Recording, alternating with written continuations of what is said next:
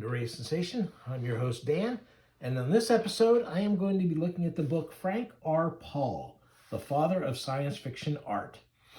And now, in one of my other videos, they showed they had a book that showed one of Paul's artworks as an early example of sci-fi art, and someone pointed out, hey man, this looks like it could have inspired so many different people, and it's true.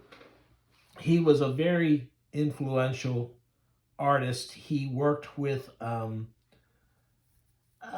somewhat with the pulps, I guess. Some of the magazines might have been pulp, but most of them were actually the slicker science fiction, the more respectable science fiction magazines. And this book mostly covers his work. I think, what is it? This is to the 40s, I guess. This runs. Yeah, to the early 40s. So so here we go. Let's look at this book. Great end pages. And oh man, I love that dinosaur there. And this creature here. I mean, just some fantastic stuff. We see here, this is, here's the table of contents. And then there's several people writing about homage to Paul by Arthur C. Clarke is known. So they have a really pretty good biography of him and his work.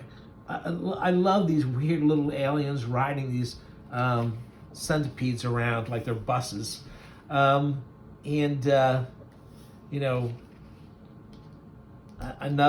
Here's some early stuff he did for science magazines, and then here we go right away to these this great stuff.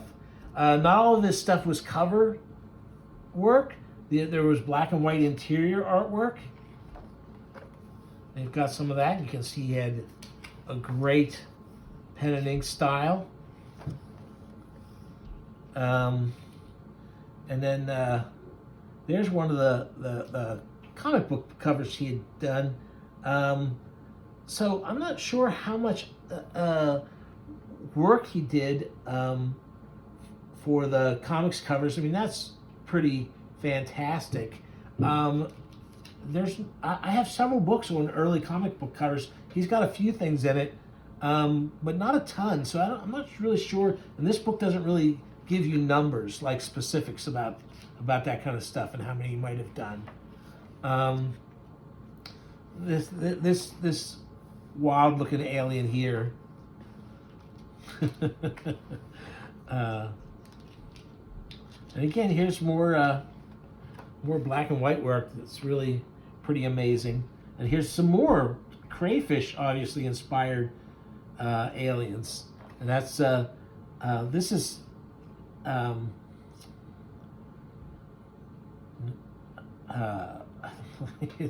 that's obviously, this is Forrest J. Ackerman said that the reason he originally started getting into science fiction and fantasy and all that, and he's famous for famous monsters, and he was a literary agent for some sci-fi writers, and so this was done as a cover tribute to Forey and Forrest J. Ackerman,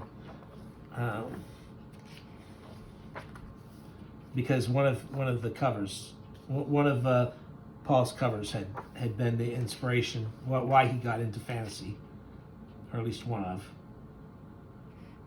That's some pretty wild stuff. That's great. Oh, I do this. I love the scales, the way he did the scales and the colors on this. This is a back cover painting for Fantastic Adventures. A back cover. Something this great? You're gonna put it on the back cover? This story, Seeds from Space. I always wondered if this was part of the inspiration for Day of the Triffids, because boy, that sure looks like it'd be a good illustration for that story. I'm wondering if there was, I'll have to look into that. Edgar Rice Burroughs' Mastermind of Mars. So a serialization of one of his, of one of Edgar Rice Burroughs' Mars books. And they say that there's a very, short scene in the book, and for whatever reason, probably to have this woman here scantily clad, that's what he picked to illustrate for this. And then they point out that then when other people were doing covers for this work, they pick out that same scene, even though it's a very minor scene in the book. So that they're saying like that's why Paul is, how influential he was. And here's aquatic elephants carrying passengers like regular elephants in India. They have like a fish tail, and their feet look like they're a cross between feet and fins, giant fins. All kinds of wild stuff. And here we go. This is it. The main reason for this book here, as these covers.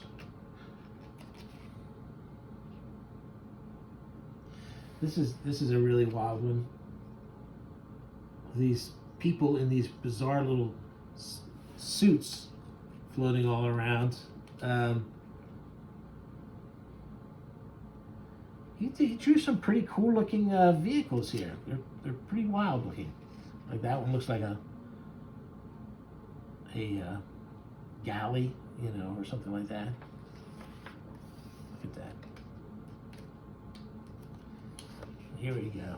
Again, I love the way he does scales on these reptiles. Really good. And obviously for a lot of times for the aliens, he used an insect. And that's just obviously just a large, this buzzsaw flying ship that's cutting the planes in half. And there's the shrimp creature that he reused for that Forrest J. Ackerman tribute. Oh, and I love this to do the for the Edgar Rice Burroughs story that was in that issue. Fantastic. Now this is an H.G. Wells one. That must be for The Invisible Man. What is that? This is all the metal that would be on the. I guess they're trying to illustrate. It's been a long time since I read the original Invisible Man, but I thought he was naked. I thought he had to be naked. I didn't think his clothes turned invisible. This is implying that his clothes turned invisible, and all that stuff is there. Just look like it's floating in the air. That's pretty cool too.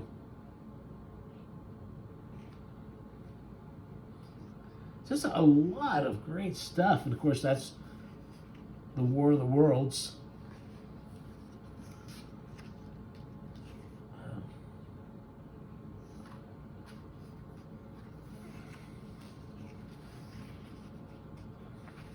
Crazy cool.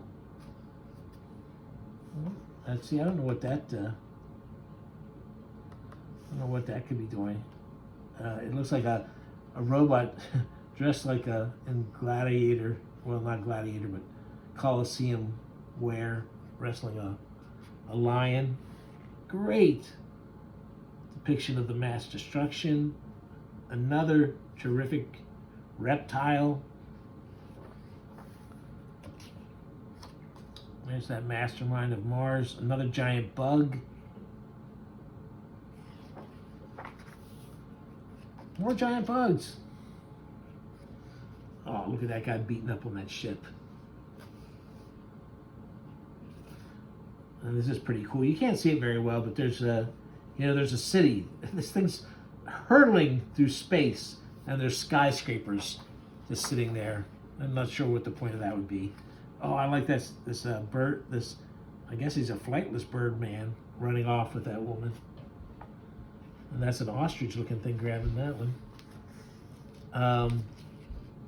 Another monster bashing a rock with a ship with a rock. Wow.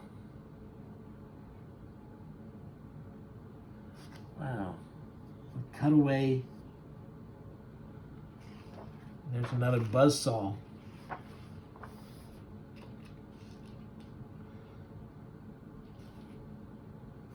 There's these mining robots. They're really cool. I have no idea what the heck's going on there.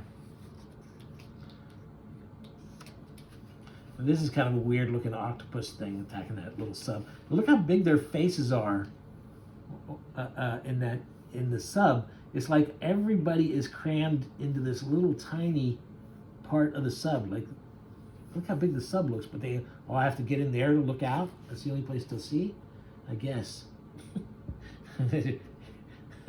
This robot that's choking two guys at once. Another giant insect, spider, arachnid.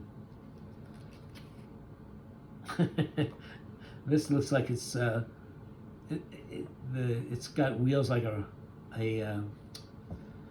bicycle or a motorcycle. Zooming off.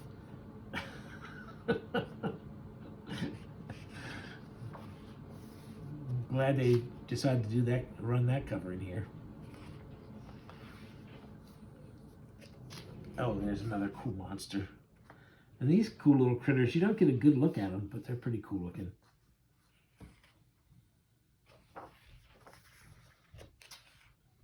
Fantastic. That looks very much, fantasy, like Lord of the Rings kind of thing there. There's the Triffid looking thing. There's that flying dragon that I like so much, the pterodactyl kind of lizard. There's another octopus. He didn't do the greatest job on the octopuses, I gotta say. Oh, and here's some of the original artwork. I do like that. I do like the way that one looks. So much good stuff. And this is of course not all his stuff, but it is a heaping helping sample. Another look, giant clam's got his foot. So anyway, so for those of you who were curious after that little hint of him in that other video, there's there you go. There's a big heaping helping of his artwork. Frank R. Paul, the father of science fiction artwork.